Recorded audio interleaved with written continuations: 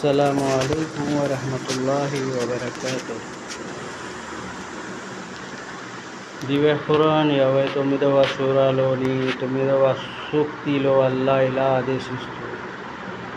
ఆదేశిస్తున్నాడు, ప్రవక్త,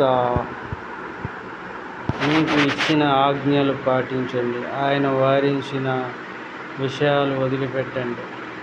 స్వయంగా దైవ ప్రవక్త సల్లల్లాహు అలైహి వసల్లం ఈ విధంగా ప్రవేశించారు.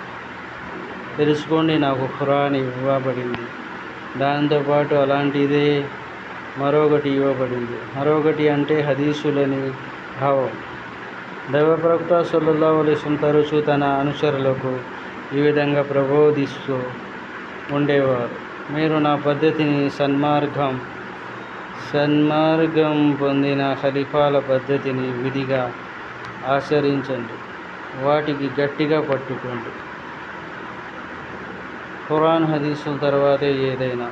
ఇమాముల అభిప్రాయాలు, తమ గురువులు సలహాలు, ఇతర ప్రపంచ వాసుల ప్రతిపాదనలు గనక ఖురాన్, హదీసులకు వ్యతిరేకంగా ఉంటే ముస్లింలు వాటిని తిరస్కరించి ఖురాన్, హదీసుల మాటకే ప్రాధాన్యతనివ్వాలి. ఖురాన్, హదీసులకు విరుద్ధమైన ఏ పనిని ముస్లింలు ఆమోదించకూడదు. 49వ సూరాలోని మొదటి సూక్తిలో దివ్య ఖురాన్ ఇలా ఆదేశిస్తుంది,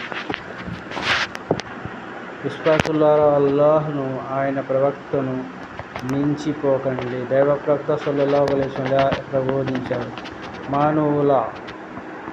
మానవుల ఇతర సృష్టిరాశుల విధేయతల్లో సృష్టికర్త పట్ల అవిధేయత జరుగుతున్నట్లయితే అది విధేయత కాదు. అస్సలాము అలైకుం వరహ్మతుల్లాహి వబరకాతుహు.